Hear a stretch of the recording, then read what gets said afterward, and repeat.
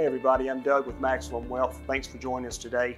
We want to talk to you today about a little thing that everybody has probably been involved with at some point in time in their life, unless you're just born into a lot of money. But what makes poor people poor? What creates a lack of money out there for individuals and for families? The first thing that we want to look at is a lack of financial education. We see people out there that they know how to go to school and get a job and invest in a 401k and go in debt and buy cars and houses and all these things. But how do you really work this system to where you can start accumulating money and growing money for yourself and your family, not just for now and having a cash flow to pay your bills, but how do you build wealth? What do you need to do? And the first thing is a financial education. Most poor people lack a financial education. Why do some people have money, some people don't? And it's a lot to do with the type of income they're receiving. There's actually three different types of income. There's ordinary income, which is the highest taxed, which most people make because this is the way that most people earn a living at a job. There's passive income, and then there's investment income that comes from real estate or comes from rental property or comes from investments. And that's where you eventually want to get to. And those are the assets that you want to pursue are the things that provide passive income and investment income, because that's the lowest taxed types of income that we have out there. What do you understand about taxes? Are you paying more taxes? Are you paying less taxes? Are you looking for deductions? Or are you missing deductions? What about your debt? Do you have deductible debt? Do you have non-deductible debt?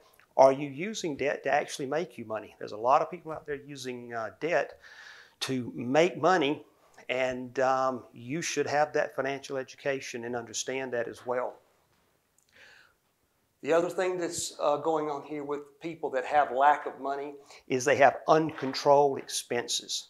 Why are your dollars leaving you? Where is your money going and not ever returning? Again, an investment, obviously you put money somewhere to get a return on that money, but there's a lot of expenses out there that we are involved with every day that actually takes that money away from us and we're never ever able to see again.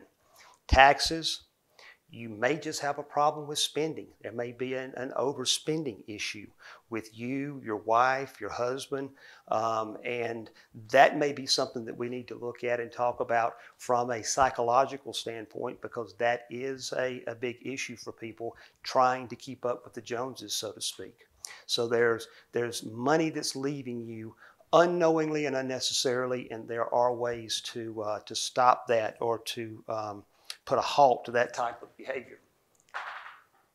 People that are losing money or people that have a hard time collecting money or growing money have extreme financial risks.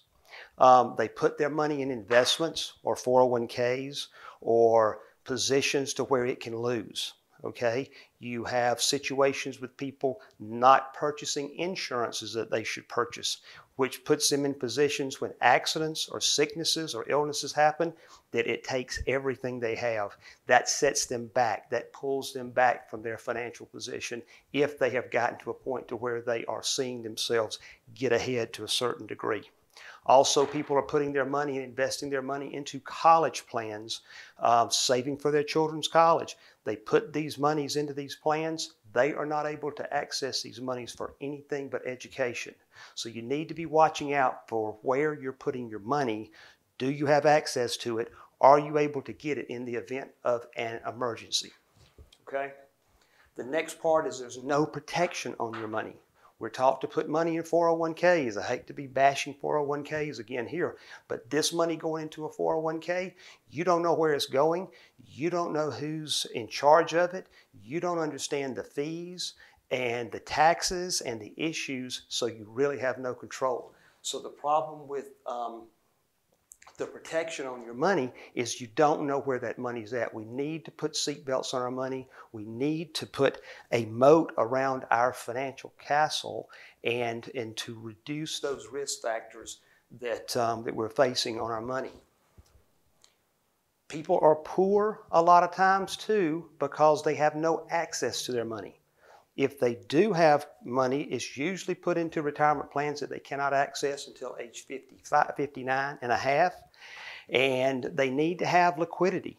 You need to have money available for opportunities to put into rental property or opportunities to invest, to put into opportunities in the stock market. And if you don't have access to this money, if you don't have liquidity with your money, it's impossible to see your money growing, to see your money getting ahead if you actually have no access to that.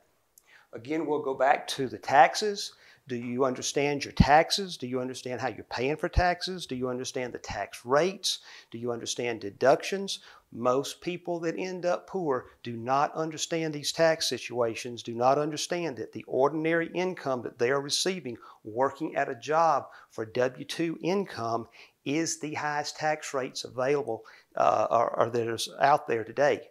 You must get yourself in a position to where you can think entrepreneurially, get away from that employer, so to speak, and get into a small business mindset, get into an entrepreneurial mindset, and learn how to create that passive or investment income for you, reducing those taxes by 10, 20, 30% over a lifetime.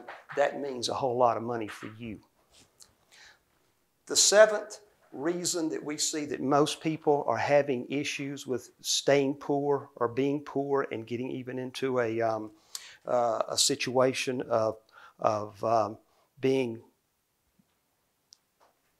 unable to accumulate money is that when you're in these situations of not understanding financial education, not being able to control your expenses, having high financial risk, having no protection on your money, it puts you in a position of stress and strain financially. It hurts your marriage, it hurts your time at work, it hurts the other issues that you're trying to do. It even hurts you in ways that you're thinking about your money. You're always trying to conserve it and be concerned about where it's being spent, and you don't really have that time to spend it on looking for places to build wealth or for wealth building opportunities or places that we can put money to expand our money supply or to grow our money. And so with these 7 things out there, I think if you can learn to correct these items in your life, then you will see that there's going to be a different mindset and a different thought process about money that you need to start living by and start working with, sharing with your wife or husband and your kids, and have more of an abundance mindset rather than a scarcity mindset. And we here at Maximum Wealth are passionate about helping you to have those ideas, to have more money, to have more information about how to gather money around you. We're at MaximumWealth.net, or you can see the phone number at the end of this video, and we'd love to talk to you and help you in any way that we can. I'm Doug at Maximum Wealth. Thanks for joining us today.